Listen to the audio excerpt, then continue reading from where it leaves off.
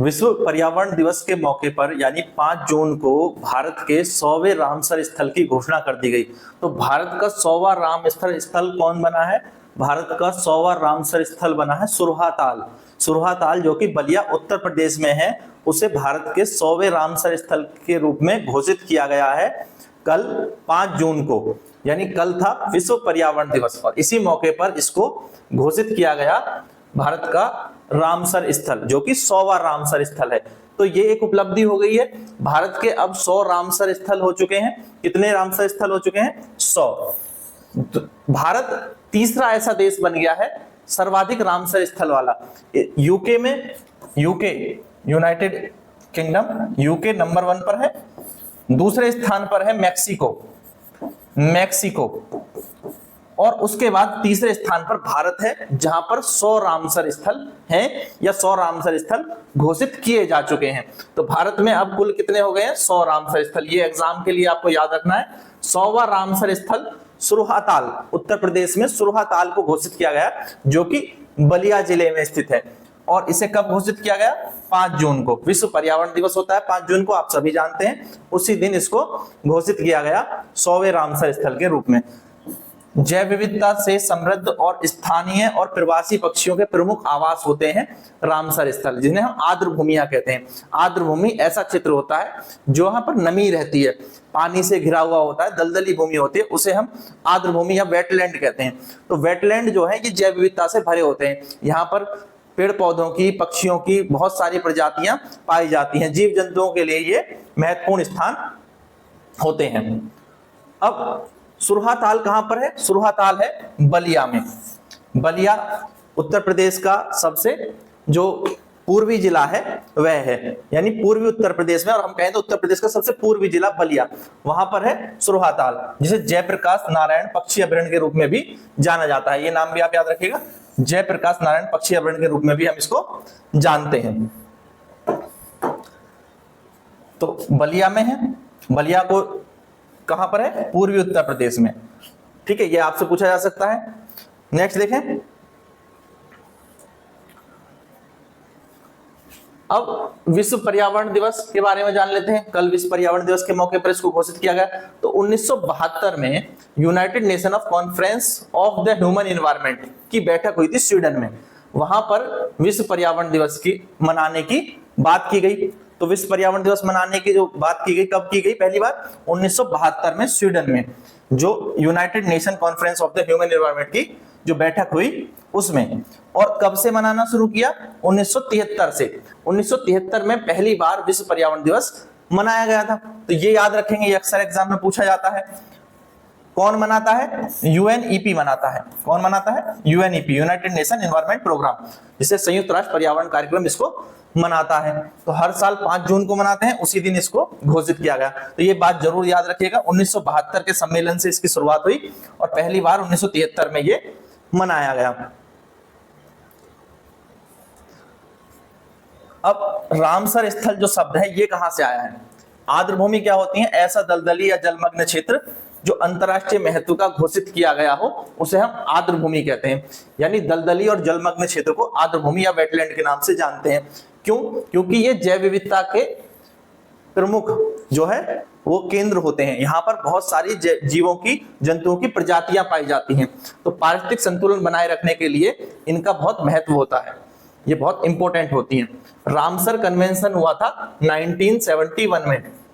1971 में एक सम्मेलन हुआ जिसे हम रामसर कन्वेंशन के नाम से जानते हैं। ईरान का एक शहर है रामसर, आप सभी को पता होगा, ईरान का एक शहर है रामसर। वहां पर 1971 में जो है ये कन्वेंशन पर साइन किए गए थे और तब से ही आर्द्र भूमियों की पहचान करनी प्रारंभ की गई थी। और अब भारत में 100 आर्द्र भूमियां या रामसर स्थल हो चुके हैं। नेक्स्ट देखें। तो आर्द्र भूमियों का पारिस्थितिक महत्व क्या है? ये पक्षियों के आवास होते हैं। यहाँ पर प्रवासी पक्षी, स्थानीय पक्षी या जो लुप्तप्राय पक्षी हैं उनका संरक्षण किया जाता है, क्योंकि ये इनके लिए बहुत ही सुरक्षित आश्रय स्थल होते हैं। ये स्थानीय लोगों की आजीविका को भी सपोर्ट करते हैं।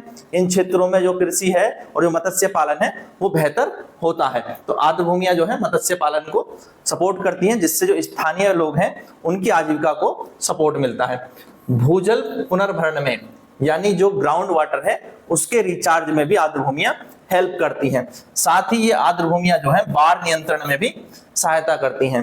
तो नदियों से अतिरिक्त जल को ये सोख लेती हैं और जिससे ये बाढ़ नियंत्रण में सहायता करती हैं। जलवायु के नियमन में, यानी जो क्लाइमेट है उसके रेगुलेशन में भी ये हेल्प करती हैं। स्थानीय तापमान को संतुलित रखती हैं, जलवायु को परिवर्तित होने से रोकती हैं। यानी आर्द्र भूमियां एक तरह से एक प्राकृतिक स्पंज का कार्य करती हैं। इसका कार्य करती हैं प्राकृतिक स्पंज का। ये बाढ़ को रोकने में सहायता करती हैं और जल के शुद्धिकरण का भी कारण होती हैं। तो एग्जाम में अगर आपसे डायरेक्टली पूछा जाए तो आप आर्द्र भूमियों का क्या महत्व है वो आप बता सकते हैं। नेक्स्ट देखें, तो भारत सरकार का क्या विजन है, भारत सरकार का क्या पहल है। भारत सरकार की पहल है एक पृथ्वी, एक परिवार, एक भविष्य। इस सिद्धांत पर भारत सरकार पर्यावरण के संरक्षण के लिए कार्य कर रही है। प्रधानमंत्री ने रामसर स्थल जो 100वां है उसकी घोषणा की। तो ये प्रधानमंत्री द्वारा रामसर स्थलों के संरक्षण को इस वैश्विक दर्शन से हम जोड़ करके देख सकते हैं। एक पृथ्वी, एक परिवार, एक भविष्य, ये भारत का मिशन लाइफ, ये भी आप याद रखेंगे। भारत ने जो पर्यावरण संरक्षण के लिए जो पहल शुरू की है वो क्या है, मिशन लाइफ। पर्यावरण के लिए ऐसी जीवन शैली को अपनाना जो पर्यावरण के संरक्षण में योगदान दे, यानी ऐसी जीवन शैली को हम अपनाएं जिससे पर्यावरण को कम से कम नुकसान हो, उसी को कहा गया है मिशन लाइफ। ये प्रधानमंत्री की एक पहल है मिशन लाइफ। हमारा देश जो पर्यावरण संरक्षण पर कार्य कर रहा है उसमें इस पहल का नाम प्रमुख रूप से आता है, तो आप इसका नाम जरूर याद रखिएगा, एग्जाम में अक्सर पूछा जाता है। मिशन लाइफ भारत के नेतृत्व में एक वैश्विक जन आंदोलन है जिसका उद्देश्य पर्यावरण के अनुकूल जीवन शैली को अपनाना है। अब देखिए उत्तर प्रदेश में रामसर स्थलों की संख्या कितनी हो गई है। पहले कितनी थी, 12, अब कितने हो गए, 13। तो उत्तर प्रदेश में रामसर स्थल कितने हो गए, सुरहाताल के आने के बाद पहले 12 थे, एक सुरहाताल आ गया तो अब हो गए 13। तो ये भी आप याद रखेंगे। पूरे देश में कितने हो गए, 100, और उत्तर प्रदेश में कितने हैं, 13। नेक्स्ट देखें, पहले सबसे पहला उत्तर प्रदेश में कौन सा स्थल घोषित हुआ था, वो था ऊपरी गंगा नदी। सबसे पहले इसको रामसर स्थल घोषित किया गया था। उसके बाद अगर हम 2019 तक देखें तो नवाबगंज, पार्वती अर्गा, समन, समसपुर, सांडी और सरसई, तो इनको घोषित किया गया। उसके बाद 2020 से अब तक देखें तो सुरसरोवर, बखीरा, हैदरपुर, पटना पक्षीवरण और शेखा झील जो अलीगढ़ में है, अभी कुछ दिन पहले इसको घोषित किया गया था। आपको याद होगा अभी 2 फरवरी को जब आर्द्र भूमि दिवस होता है उस दिन शेखा झील अलीगढ़ को घोषित किया गया था, और आज पर्यावरण दिवस के मौके पर सुरहाताल को, तो सुरहाताल को घोषित किया गया, यानी कल जो है पर्यावरण दिवस के मौके पर 5 जून को। तो अब उत्तर प्रदेश में हो गए हैं 13। तो इनके नाम आप याद करें क्योंकि अक्सर जो है जिलों के नाम के साथ मिलान करने के लिए आपको ये प्रश्न आ जाता है। तो नाम आपको याद होने चाहिए, कौन सा किस जिले में है ये भी आप याद रखेंगे। भारत का सबसे बड़ा रामसर स्थल कौन सा है, सुंदरबन। सबसे छोटा कौन सा है, रेणुका झील या बेम्बनूर, ये दोनों है।